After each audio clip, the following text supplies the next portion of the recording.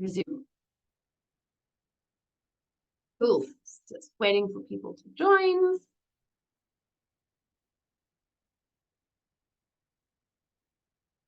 And I'm having a slight technical problem.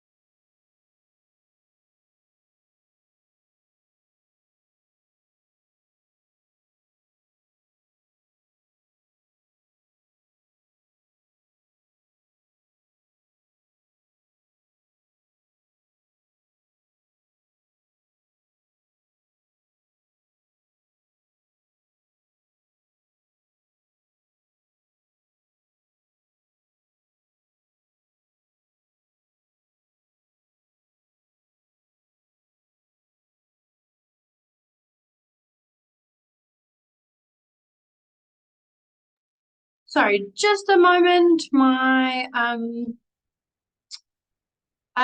PowerPoint has decided to freeze on me.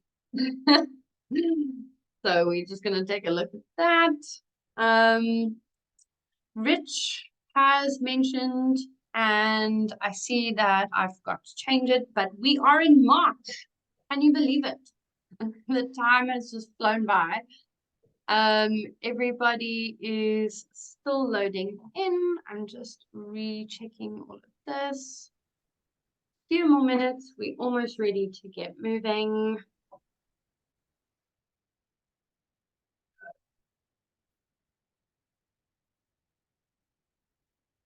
Okay.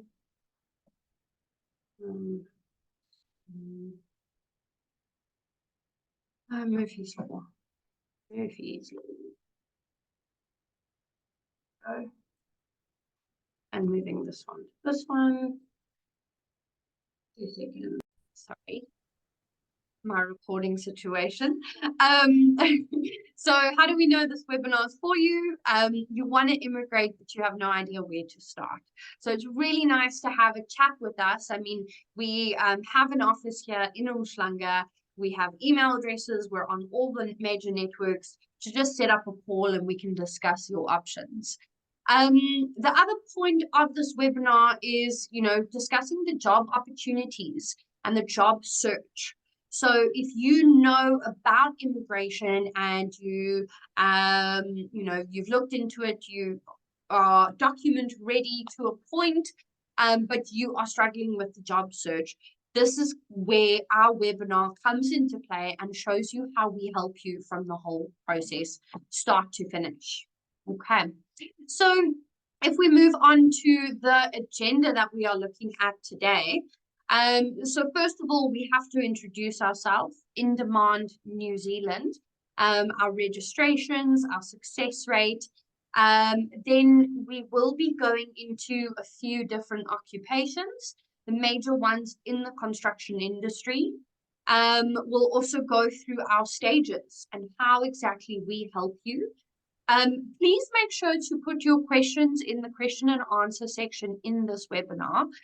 We will make sure to address some of your questions at the end and throughout the webinar. So there is a Q&A section. If you look at the bar at the bottom, you'll find a little Q&A panel in where you can put your questions. Awesome. So like I said, registrations, occupations, we're going through our stages, how to get started with this process, and then some questions we'll address. So let's get moving.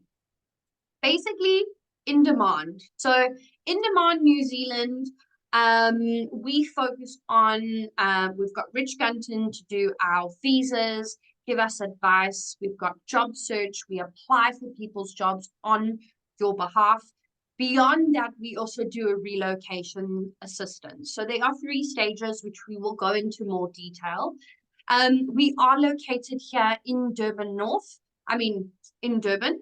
We've got the Umhlanga Ridge. Our address is opposite Chris Saunders Park. We are South African. Rich is from England, but he does hold residency in the UK. I don't want to speak too much on Rich, but he'll explain his skills here.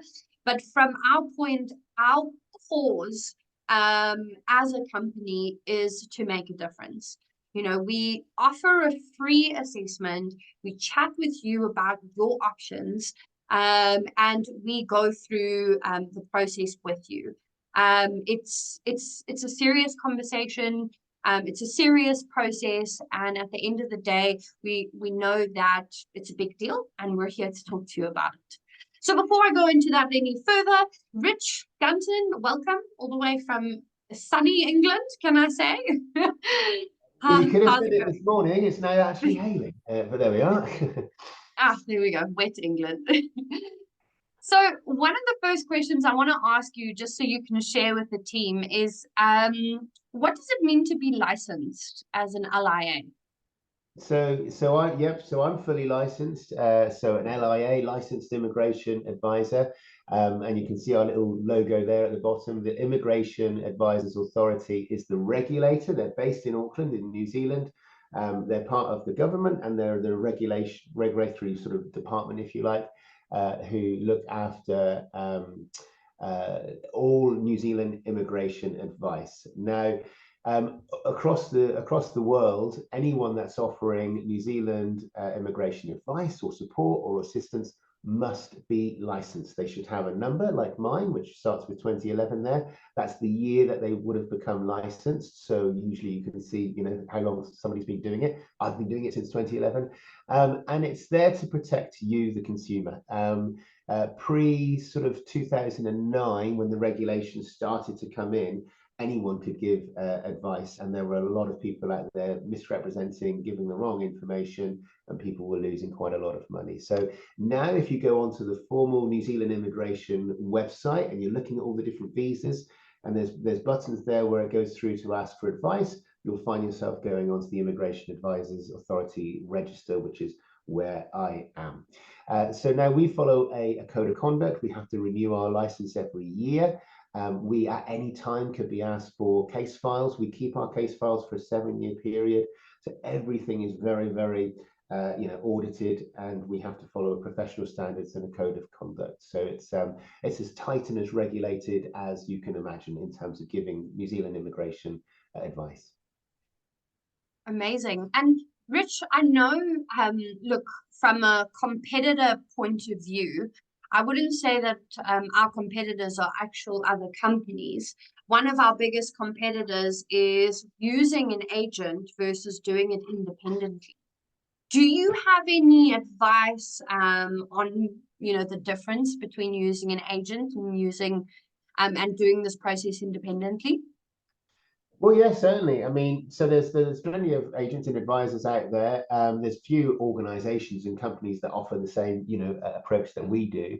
But if you were just going to use an advisor to do your visa application versus doing it yourself, there's obviously the financial element to it. So you could save some money by going it alone. However, that's only if you get it right. If you get it wrong, you could be far worse off having to go through the process a second time.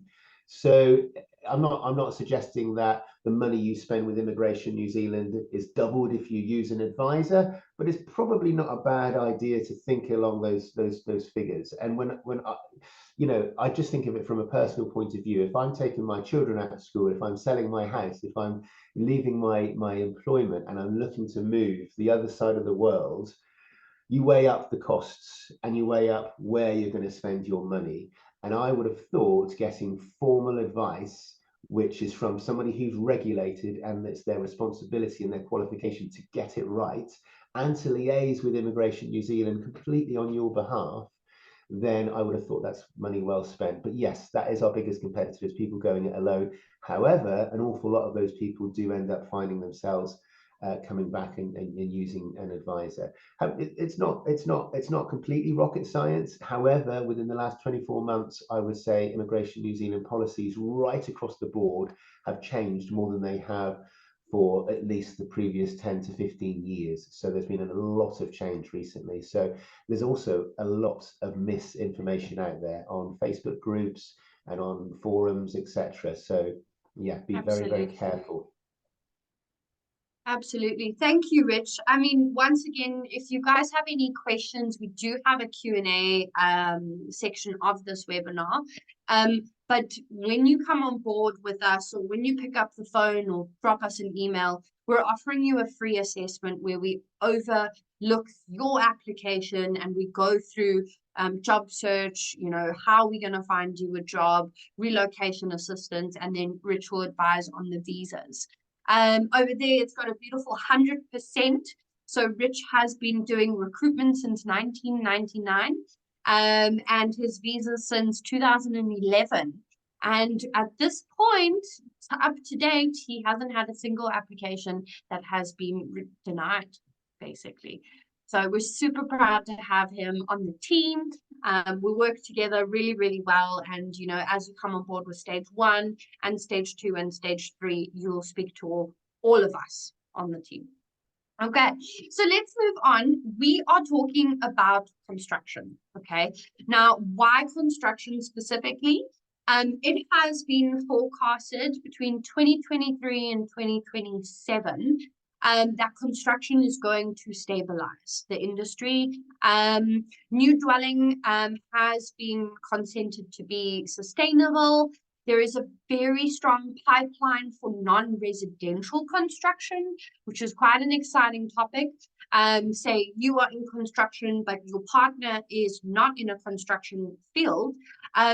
Great, because there's growth for them also. You know, we go through the process, we do a job search for the main applicant, but there's also an option to do a job search for both you and your partner. There's also a very strong infrastructure pipeline forecast, which is really, really good to basically, you know, plan ahead with all the different industries. So if we take a look, this is the National Construction Pipeline Report that I had summarized in the previous slide. So construction activity, so since COVID, there has been, you know, a bit of fluctuations, but it is forecasted to decrease to $54.6 billion by 2027. So it is an industry that you kind of want to get into as soon as possible. And when we say decrease, it doesn't mean that it's going to be less jobs. It just means that it is going to stabilize, basically. And then dwelling consents returning to more sustainable levels. There was a boom. There's always a boom in residential, you know, infrastructure.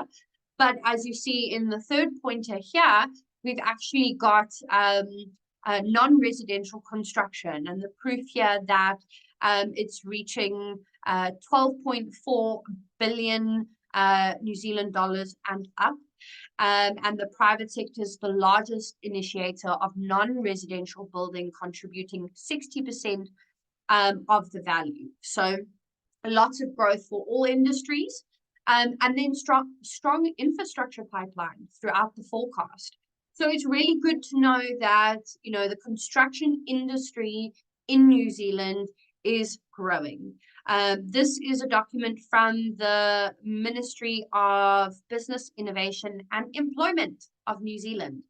So this is why we wanted to focus on it, and we have a lot of people in the industry that are in South Africa. Awesome. So we're going to move on to occupations. Now, trades occupations, we have a lot of people in South Africa that have a red seal trade certificate. I know we have some Zimbabwean clients and people all over Africa, and your trade is important. So I'm just going to introduce you to Shannon Jennings. She deals with most of our trade roles. Shannon, welcome. Good afternoon. Can you maybe tell us? Hi. Can you tell us a little bit about why there are so many trade roles available? Oh, afternoon, everyone. Really good to see you joining us on this lovely Saturday afternoon. Thank you, Amy, for the intro. The reason for this is because those occupations are on the green list, which means there's a high demand for those specific skilled roles. So as Amy mentioned, because of all the growth and the building going on in New Zealand at the moment, they're desperate for skilled workers and hard workers, which we know South Africans are. Absolutely. Thank you. So basically that aging population, you know, us hard workers, we are needed everywhere. So Sure. Shannon, can you tell us, out of these roles, which occupations earn the most in New Zealand? A building associate. So their earning potential is between 100 and 224,000 New Zealand dollars a year, which is really good. Quite high. I know Yeah. Rich mentioned before that the median wage, so the average salary for people in New Zealand is between 55 to 60,000 New Zealand dollars. So if we converted to roughly to rands, you're looking at about 600 to 700 thousand rand a year, which, you know, it's quite a high salary, that, you know, would be your minimum salary in New Zealand. Obviously, people talk about cost of living, but it is relative to where you live, and we can discuss that in more detail when you give Shannon a call. Shannon, For sure. can you tell us a bit more about electricians and plumbers? Sure. An electrician currently, which this obviously changes quite often, there are over 2,200 vacancies for electricians at the moment. They are able to earn between 34 and 43 New Zealand dollars an hour. They do have to get occupational registration, which is 1,650 New Zealand dollars. But as they are on the green list, they are on a work to residency pathway. And then plumbers, there are over 700 vacancies currently. Their earning potential is between 23 and 53 New Zealand dollars an hour. Also require occupational registration at 725 New Zealand dollars, also on the green list as a work to residency path. Amazing. I see one of our participants is Craig Ryan. I know I did an assessment for him. He's an electrician also. So welcome. So yeah, if you missed that, I mean, Shan is basically going through, you know, electricians. It's a really, really good role. And they are on the green list. So just to give you a little summary of the green list, it is a list of occupations that are in the most demand in New Zealand. And then they've got certain privileges with tier 1 and tier 2 residency pathways. Rich, I don't know if you want to maybe give some advice on the green list quickly. Yeah, absolutely. So as I mentioned before about Immigration New Zealand having huge amount of changes over the last, 12 months, let alone the last 24 months. But one of those changes was to move the long-term skill shortage, the immediate skill shortage, and various other skill shortages lists to one list. And they've called it the green list. But they've not made it completely straightforward, because on the green list, there are two tiers, tier 1 and tier 2. Now, it doesn't always work this way, but a lot of trades and construction roles are on tier 2. So what that means is it gives you the opportunity to see a very clear pathway to residency under what's called a work to residency. So you get an accredited employer work visa for a couple of years, and at the end of that period, you're able to apply for residency. It's a fairly, guaranteed, straightforward approach. Tier 1, on the other hand, is a straight to residency, again, depending on the different occupations, and as long as you meet the specific criteria for that occupation, you're able to apply for residency straight away. So as soon as you've got that suitable job offer, you can apply for residency. At the moment, that's taken about 9 months, so you probably would want to apply for an accredited employer work visa anyway to get you out to New Zealand within 6 to 8 weeks. Absolutely. Thank you for that, Rich. So, Shan, before we move on, I have one more question. Sure. I have also seen a lot of bulldozer operators, especially on my LinkedIn platforms. So what can you share about bulldozer operators? So although the number of vacancies is lower, there's about 100 currently, your earning potential is still between 25 and 40 New Zealand dollars an hour, so good earning potential. And you don't need occupational registration, but you're still on the green list. So you are eligible for work to residency pathway. So still, even though there are fewer vacancies, it's still a job in demand. Absolutely. Look, at the end of the day, you only need one job to get you over to New Zealand. So that is something we will discuss further down in our stages. But from a kind of consistency point of view, New Zealand is stable. And as you saw earlier, there is a huge growth and stabilizing kind of demand for the construction industries. So thank you so much, Shan, for that. We all call her Shan in the office. So it's perfect. So it's shannon.jennings@indemandImmigration.co.za if you'd like to email her, and she will help you have a consultation and chat with Rich about a free assessment. Okay. Perfect. Awesome. Thank you. It's a pleasure. So let's move on to engineers. There we go. So engineers, this is quite a big role. We've got Adele Kraus, who focuses on the engineering roles. Adele, welcome. Can you just say hi and maybe tell us a little bit about structural and mechanical engineers? Hi, everybody. Thank you for the introduction, Amy. So if we're looking at structural and mechanical engineers, currently for mechanical engineers, there's about 1,830 vacancies available online. And for a structural engineer, about 529 vacancies. These roles are both on the green list, tier 1. Earning wise, for a mechanical engineer, you're looking at about 85 to 105,000 New Zealand dollars per year. And structural, you're looking at about 90 to 110,000 New Zealand dollars per year. Amazing. And if we go into maybe the industrial and the electrical engineers? Industrial engineer, there's about 1,536 vacancies available currently. Earning potential about 80 to 100,000 New Zealand dollars per year. This role is also on the green list, tier 1. Then electrical engineer, there's about 1,304 vacancies currently.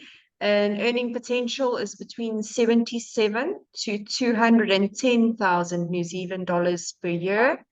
An electrical engineer does need occupational registration.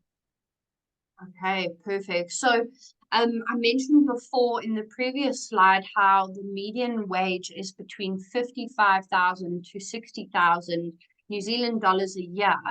I know that there are a lot of people in South Africa where there is one income, and that is usually an engineer. From New Zealand side, they have given a few statistics on how a family of 4 can survive off like 90 to 95,000 New Zealand dollars a year. So with most of these roles, you're looking above that salary range, but also that is only one income. You know, it's so much easier to get a job in other industries in New Zealand, lots of options, and you earn really well. So thank you so much for that, Adele. So just to clarify, with all those engineers, they're all on the green list, right? Correct. And those 4 occupations all on tier 1. amazing. So tier 1, straight to residency. Rich mentioned earlier, it takes about 9 months to apply for that. So you ideally want to get on your work visa first. One thing I do want to mention about engineers is the Washington Accord accreditation. So this is something that, you know, if you were to go into researching it, it could take you quite a while. But from our side, Washington Accord is the highest tier of education for engineers. Most South Africans are doing engineering degrees. They are already Washington Accord qualified.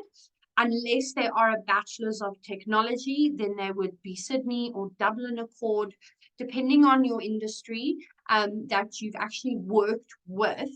But at the end of the day, if you have a free call with us, free assessment, we'll explain to you if you are engineer, if you're Washington Accord engineer, if you're a technician, if you fall under a technologist. These are very important things to note when going through this visa process. Yeah, just to share. I see Spamangla Tonyela has asked a question about health and environmental safety professionals.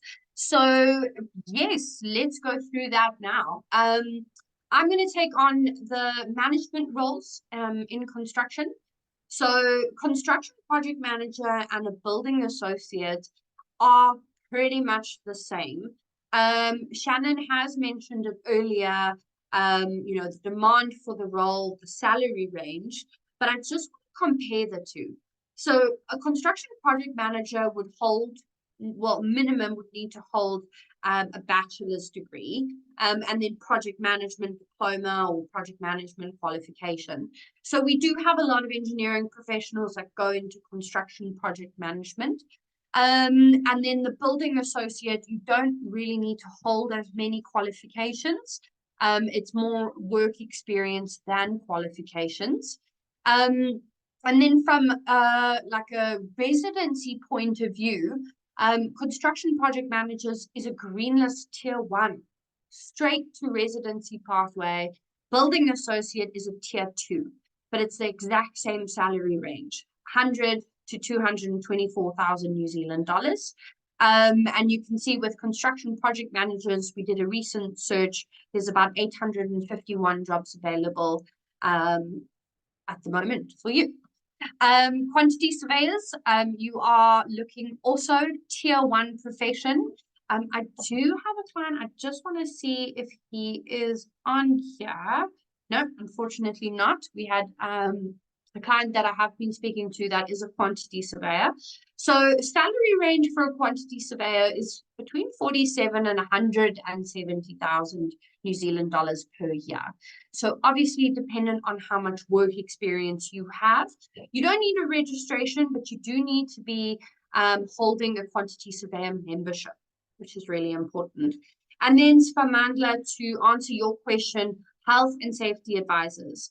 There are a lot of people from South Africa who have been asking about occupational health and safety and environmental health and safety professions. This is a profession in demand. Salary range, you're looking at 100,000 to 125,000 New Zealand dollars per year at the end of the day. And we are looking at over 300-400 different occupations, vacancies available. So please remember, this is a webinar. We are giving you an overview of the role. This is not advice. We've got Rich Gunton here, but this is to give you an overview and understanding and to answer your questions. There's no legal advice being offered here. But yeah, from a construction management point of view, these are really, really good occupations. I know a lot of people they do actually fall under the building associate role.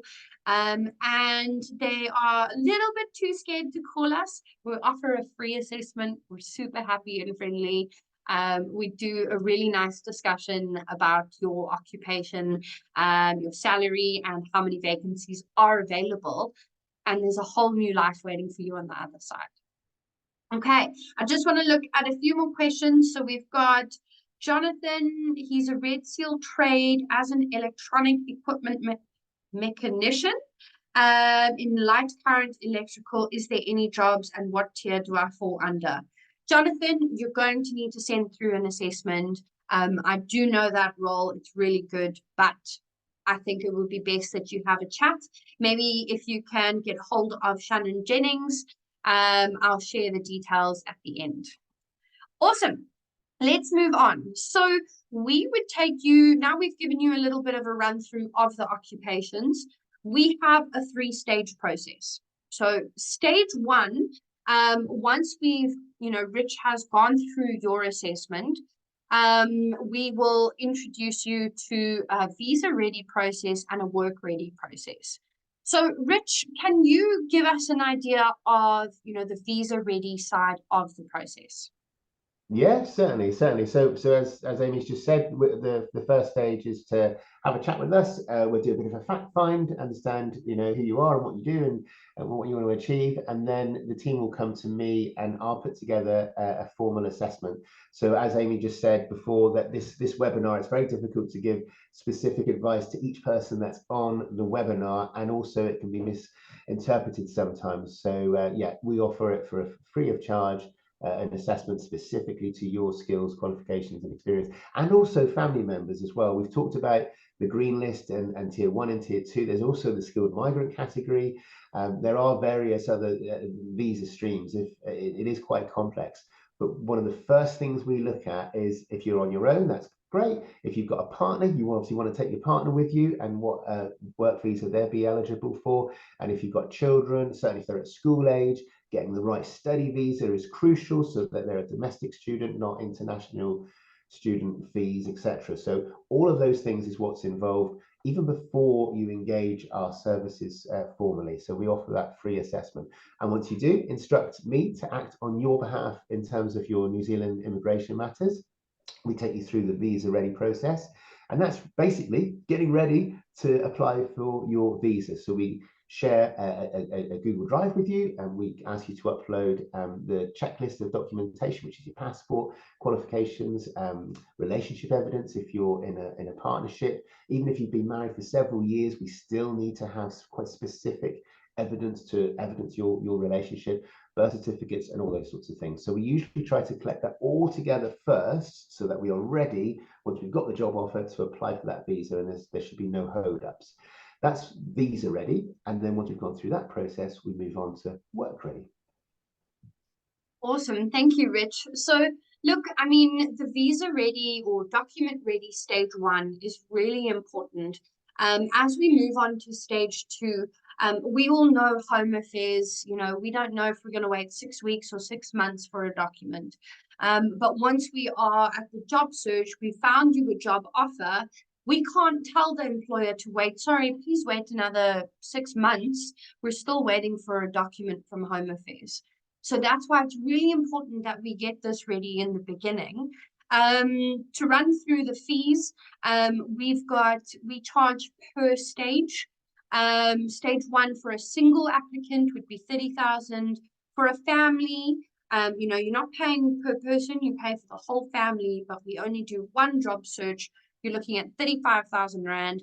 And then for a family with 2 job searches, we are looking at 40,000. The work ready side, we need to make sure that you are shining bright to the new employers. So CVs, qualifications, everything that's needed to basically represent your work experience. And that will work with me closely on stage 1.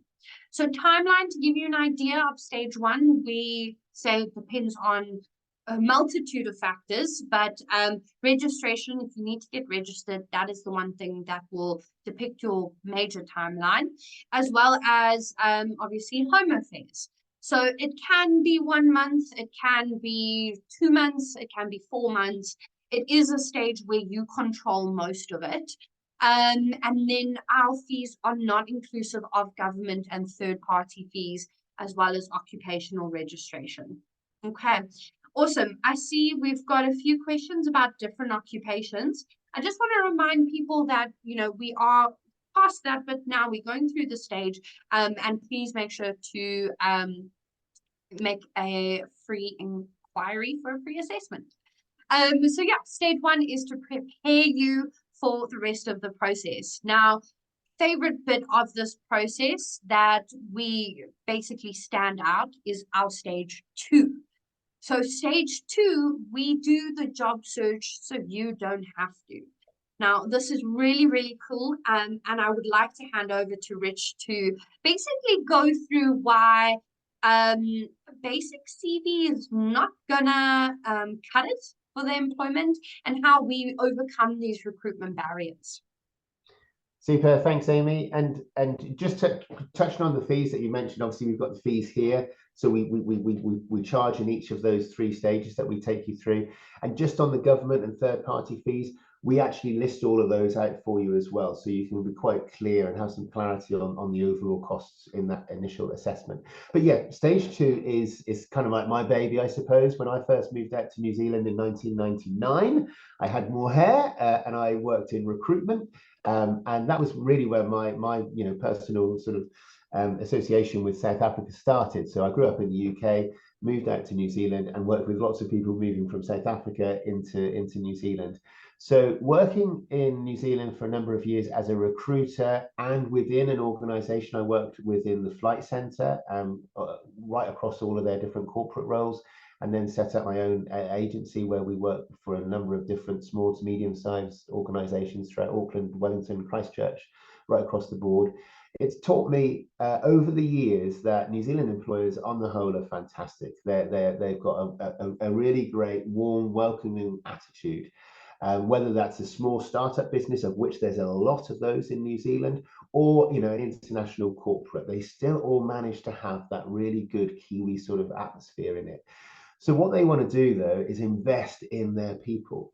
And how do you as a skilled migrant wannabe, if you like, want to move to New Zealand, want to secure a job with a New Zealand employer? How do you kind of, jump off the sofa where you are right now, potentially, to being in their environment and in their culture and part of their team?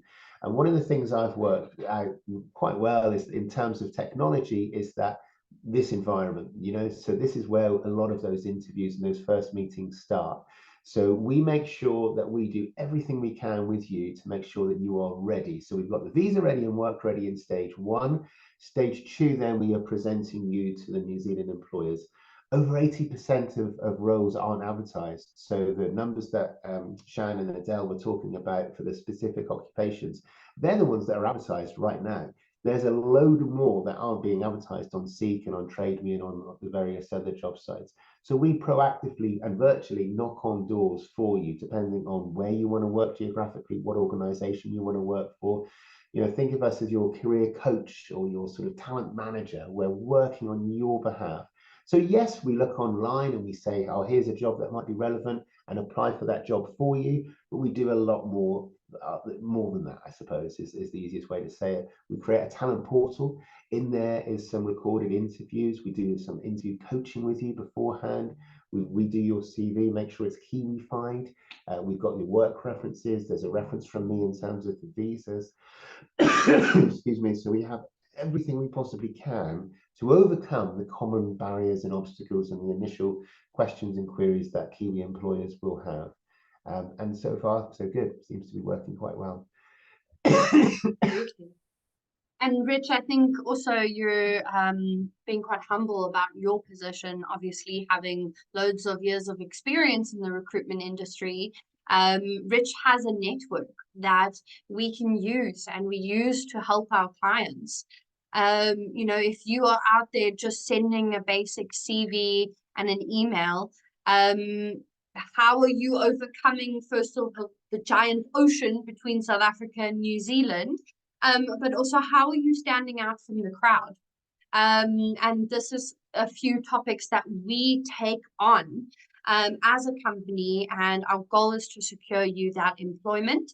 And then, with that comes negotiations. You don't know anything about New Zealand, so we can guide you on what's a good salary range, what's a median range that you need to work with.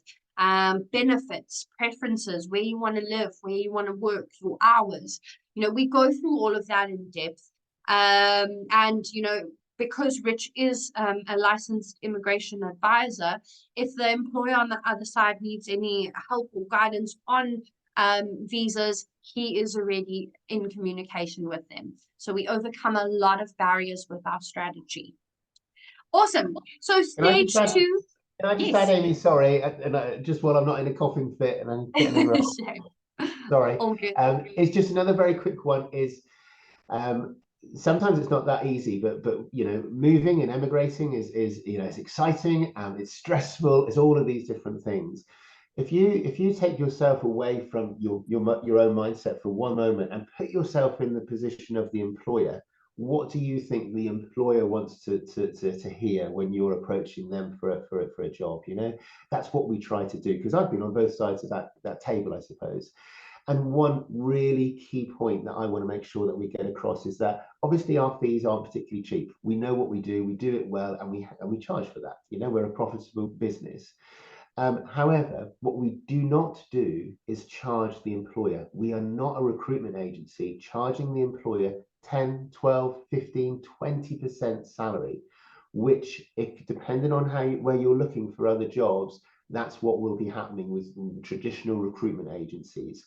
We have decided consciously to remove that barrier, so that we're working for you as the job seeker, not for the employer, but we're working with the employer as much as we possibly can to help them for no fee. And that usually works really, really well, because it's overcoming, again, that potential obstacle to them actually giving you a job from overseas.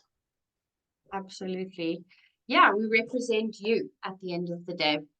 Okay, so let's move on to the third stage. So hypothetically, with the second stage, or on average, we're looking at about a 6 to 12 month timeline. It does depend on the job market and, you know, if you can get through an interview with our coaching. So the second stage, the goal is to secure that job offer. Once that has been secured, then we move on to the third stage. So the third stage, as you can see, sorry about this formatting here, but all three stages, well, yeah, will be the same for the single applicant, for family with one job search, or a family with two job searches. The same rate as we go through the process. So stage 3, you've got your job offer. You'll be working with Rich to apply for a specific visa that is relevant to you. While that is being processed, and this is also a huge thing, is you need to get a medical exam done, but that is only valid for 3 months. So when you have the assistance of an agency like us that are on your team, you know, we guide you on this process. We'll advise you on that medical, assessment that needs to be done. And then Rich will go into the visas. While that is being processed, we will go into your relocations. You know, we help put your kids in school. We help find you an apartment. We help with, you know, if you need to move money over, you need to move furniture over. So at the end of the day, you aren't going to be alone. You know, we walk you through the whole process. Rich, would you maybe give us a little overview on the accredited employer work visa and the residency options? Yeah, absolutely. So accredited employer work visa. So basically, it's not basically really, but it's complex. But in terms of getting it across in a sentence, there were a number of different work visas. Essential skills was one of the common ones if you've looked into emigrating before over the years. Now they've all been streamlined into essentially one work visa, which is called the accredited employer work visa. And that's because Immigration New Zealand, just over 2 years ago, decided, well, actually maybe 3 years ago, that any employer or organisation within New Zealand, that wants to recruit from overseas must be accredited. And in actual fact, whilst a lot of employers initially thought it was terrible, once they got on board with it, once they realised all they needed to do is fill out an application with Immigration New Zealand, takes them between 4 and 6 weeks.